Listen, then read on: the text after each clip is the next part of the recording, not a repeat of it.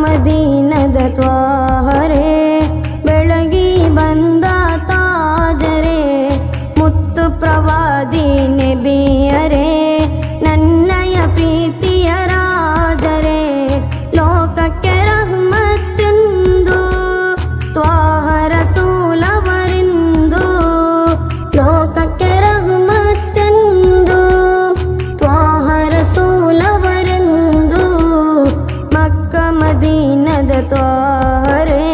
ನಮಸ್ಕಾರ ವೀಕ್ಷಕರೇ, ನೀವು ನೋಡ್ತಾ ಇದ್ದೀರಾ ಆಪ್ಕಿ ಆವಾಜ್ ಸುದ್ದಿವಾಹಿನಿ.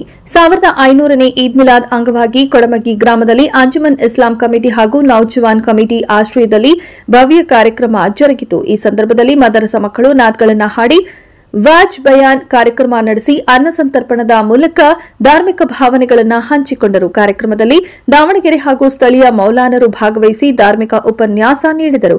ಇದೇ ಸಂದರ್ಭದಲ್ಲಿ ಶಾಸಕರು ಯುಬಿ ಬಣಕಾರ್, ಗ್ರಾಮ ಪಂಚಾಯಿತಿ ಸದಸ್ಯರು, ಅಂಜುಮನ್ ಇಸ್ಲಾಂ ಕಮಿಟಿ ಅಧ್ಯಕ್ಷರು ಹಾಗೂ ಸದಸ್ಯರು, ಊರಿನ ಮುಖಂಡರು, ಯುವಕರು ಮತ್ತು ಮಕ್ಕಳು ಉಪಸ್ಥಿತರಿದ್ದರು. ಕೊಡಮಗಿಯಿಂದ ರಶೀದ್ ಅಕ್ಕಿ ಅವರ ವರದಿ.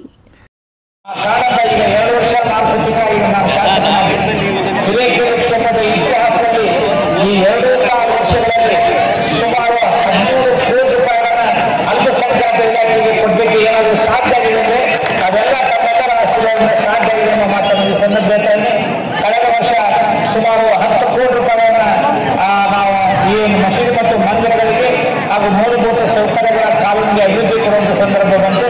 ಮತ್ತೆ ಈ ವರ್ಷ ನಮಗೆ 50 ಕೋಟಿ ರೂಪಾಯಿಗಳನ್ನ ನಮ್ಮ ಮುಖ್ಯಮಂತ್ರಿಗಳು ನನ್ನ ಕ್ಷೇತ್ರಕ್ಕೆ ಕೊಟ್ಟಂಥ ಸಂದರ್ಭದಲ್ಲಿ ಅದರ 12 ಕೋಟಿ ರೂಪಾಯಿ ಮಾತ್ರ ನಮ್ಮ ವೇತನದ ಅಧಿಕಾರವನ್ನು ಕೊಟ್ಟರು.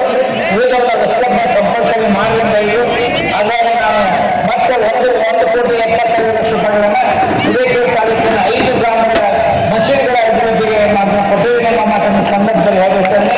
ಮತ್ತೆ ಮೂಲಭೂತ ಸೌಕರ್ಯ ಅಭಿವೃದ್ಧಿಗೆ ಹಣ ಅನುದಾನ ಬರ್ತಾ ಇದೆ, ಅದನ್ನು ಸಹ ಉಪಯೋಗ ಮಾಡುವಂಥ ದಿಕ್ಕಿನಲ್ಲಿ ಆ ಕಾರ್ಯವನ್ನು ಮಾಡ್ತೀನಿ. ಬಹುಶಃ ತಾವೆಲ್ಲರೂ